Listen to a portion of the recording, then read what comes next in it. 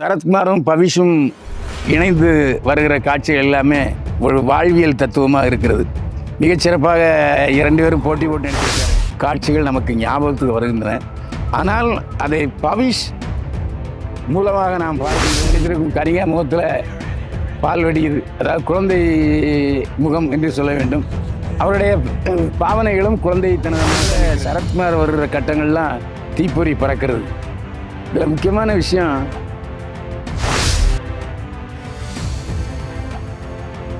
என்னை வாழ வைத்துக் கொண்டிருக்கும் யூடியூப் சேனல் நேயர்களுக்கு நன்றியும் வணக்கமும். நேயர்களே, இப்போது நாம் பார்க்க போவது நிலவுக்கு என்னடி என்மேல் கோபம் படத்தின் திரை விமர்சனம். நிலவுக்கு என்மேல் கோபம் படத்தில் தனுஷின் சகோதரி மகன் பவிஷ் கதாநாயகனாக அறிமுகமாயிருக்கிறார். இந்த படத்தில் ரம்யா ரங்கநாதன் இன்ஸ்டாகிராம் புகழ், படம் போடுறதுல கமெண்ட் அடிக்கல முக்கியமான ஆள் ரம்யா ரங்கநாதன், அவரும் நடிச்சிருக்காரு. கதை என்ன? புதுசெல்லாம் கதை ஒன்றும் இல்லை, பழைய கதை தான், முக்கோண காதல் கதை. பவிஷ் செஃப்பாக இருக்கார். செஃப்பாக இருக்காருன்னா, நீ என்ன வேலை பார்க்குற? சமயக்காரன், நீ இப்படி தான் பதில் சொல்லணும். ஆனால் கௌரவமாக இப்போ என்ன சொல்கிறாங்கன்னா செஃப் அப்படிங்கிறாங்க. அதாவது செஃப்னா சமயக்காரன் தான், ஹோட்டல் சமயக்காரன். வீட்டில் ஹோம் மேக்கர் மனைவி சமையல் பண்ணுவாள். நம்ம பவிஷ் பிரியா வாரியரை காதலிக்கிறார். பிரியா வாரியர்கிட்ட ஒரு நல்ல குணம் என்னென்னா, அவன் செஃப்பாக தான் வேலை பார்க்குறான்னு தெரியும், ஆனாலும் அதை ஏற்றுக்கொண்டு அவனுடைய மனதை புரிந்து கொண்டு பவிஷை காதலிக்கிறாரு பிரியா. ஆனால் பவிஷ் சாதாரணப்பட்ட ஆள் இல்லை. ஏற்கனவே அனிகா என்பவரை காதலித்து அது காதல் பிரேக்கப் ஆயிடுது. ஆனால் அனிகா பின்னாளில் ஒரு பெரிய தொழிலதிபரை கல்யாணம் பண்ண போகிறாரு. பவிஷ் என்ன செய்யணும்? சரி, நம்ம முன்னாள் காதலி எங்கிருந்தாலும் வாழ்க என்ன தானே வாழ்த்தணும். லூஸுக்கு ஒரு பொசசிவ்னஸ் வந்துடுது, பொறாமப்படுறாரு. ஓஹோ, நீ என்னையை பிரேக்கப் பண்ணிவிட்டு பெரிய கோடீஸ்வர தொழிலதிபர் கல்யாணம் பண்ண போறியா, நிறுத்துறேன் பாருன்னு அனிகாவுடைய திருமணத்தை நிறுத்துவதற்கு பகீரத பிரயத்தனங்களில் ஈடுபடுறாரு. ஒருவரி கதை முழுக்கதைன்னா இதான். கல்யாணத்தை எப்படி நிறுத்துறது, நம்முடைய காதலை எப்படி சஸ்டெயின் பண்ணிக்கிறது, இதான் கதை. இந்த கதையை பொறுத்த வரைக்கும் நிறைய பேர் நடிச்சிருந்தாலும் இந்த படத்தில் மலையாள நடிகர் மேத்யூ தாமஸ் முக்கிய வேஷம் செஞ்சுருக்காரு. அவர் பவிஷோட சேர்ந்து அவரும் அந்த கல்யாணத்திற்கான சதி கூட்டத்தில் ஈடுபடுறாரு. இதில் முக்கியமான அம்மா யாருன்னா வழக்கம் போல் சரண்யா பொன்வண்ணன் தான். சரண்யா பொன்வண்ணன் எப்போவுமே தனுஷுக்கு மிகச்சிறந்த அம்மாவாக இருப்பாங்க.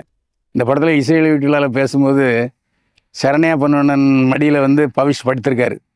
படுத்த உடனே டே எந்திரா அது நான் படுக்க வேண்டிய இடம்னு டேரக்டர் தனுஷை விட்டு சண்டைக்கு போனாராம். நான் எனக்கு உண்மையிலே அம்மாவை நடிச்சிருந்தாங்க, நடிக்கலை, வாழ்த்துருந்தாங்க சரண்யா பொன்வண்ணன். அதேமாதிரி பவிஷுக்கும் சரண்யா பொன்வண்ணன் அம்மாவை நடிச்சிருக்காங்க. எப்போவுமே அம்மா நடிக்கும்போது வேறு வேறு அம்மாவை காட்சி தருவார் சரண்யா பொன்வண்ணன். இதுலேயும் அதே மாதிரி ஒரு உணர்ச்சி பூர்வமான அம்மாவை நடிச்சிருக்காரு சரண்யா பொன்வண்ணன். ஆடுகளம் நரேஷ் உண்டு.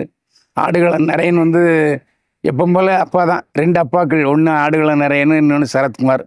சரத்குமார் கம்பீரமான அப்பா. இந்த ரெண்டு பேருக்கு இடையில் போட்டி, நடிப்பு போட்டி நிலவுது. ஆடுகளம் நரேனா சரத்குமாரானு.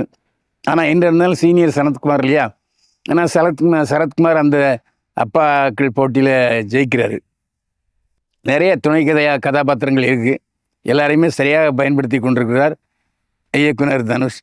இதில் முக்கியமான விஷயம் என்னென்னா, பல கோணங்களில், அதாவது சோகமாக இருக்கும்போதெல்லாம் அப்படியே காதல் கொண்டேன் தனுஷ் மாதிரியே இருக்கிறாரு பவிஷ்.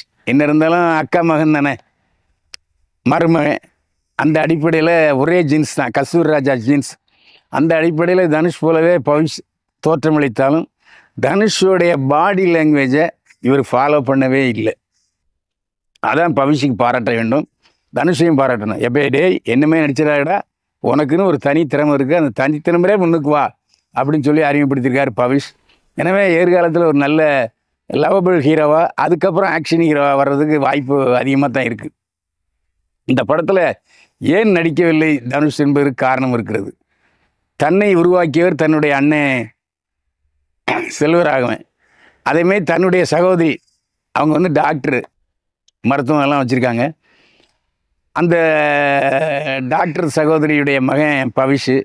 சரி, நாம் பவிஷையும் நம்ம முறைக்கு கதாநாயகன் ஆக்கிறோம் அப்படின்னு முடிவு பண்ணி அதை செயல்படுத்தியிருக்காரு தனுஷ்.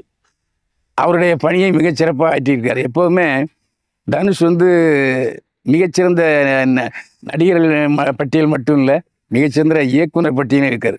அவர் இயக்கிற படங்கள் ஒன்றுக்கு ஒன்று வித்தியாசமாக இருக்கும். ஒன்று அப்பாவுக்கு முக்கியத்துவம் கொடுத்து ராஜகண்ணை வச்சு படம் எடுப்பார், இல்லாட்டி லவ்வபிள் ஸ்டோரி. இது வந்து அவர் ஏற்றுக்கொள்வதற்கான சூழ்நிலை இல்லை. ஏன்னா அவர் ஏற்கனவே இதே மாதிரி நிறைய படங்கள் நடிச்சிட்டார்.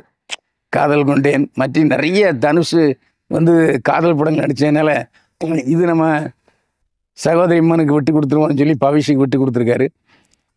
இதில் முக்கியமாக இந்த படத்தில் ஹீரோ யாருன்னா ஜிவி பிரகாஷ் தாங்க. சமீபத்தில் வந்த படங்களில் எல்லா பாட்டையும் ஹிட் அடிச்சிருக்காரு ஜிவி பிரகாஷ்.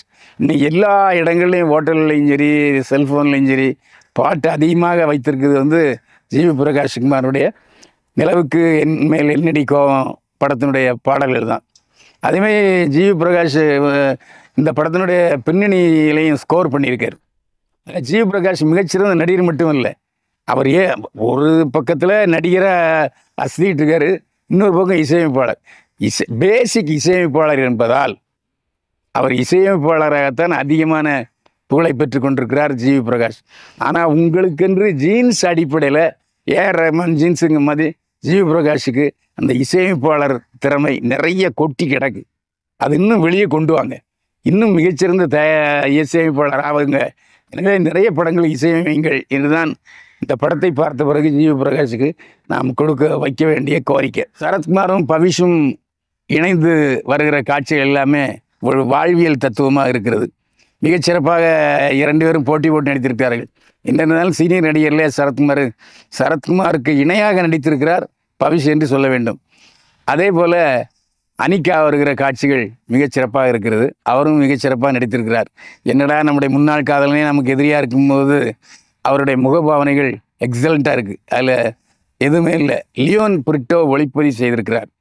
இது வரைக்கும் நான் கேள்விப்படாத பேராக இருக்குது. ஆனால் லியோன் புரிட்டோ தனுஷ் என்ன நினச்சாரோ அதை ஸ்க்ரீனில் கொண்டிருக்காரு. தனுஷ் ஒருத்தர் கேமராமேனை போட்டால் அது சாதாரணமாக இருக்காது. ஏன்னா அவருக்கு சரியான திறமை உள்ள ஆள் வேணும். அந்த அடிப்படையில் தனுஷுடன் பணியாற்றிய லியோன் புரிட்டோ இனிமேல் பல படங்களுக்கு ஒளிப்பதிவாளராக பணியாற்றுவார் என்பது படத்தை பார்க்கும் நல்லா தெரியுது.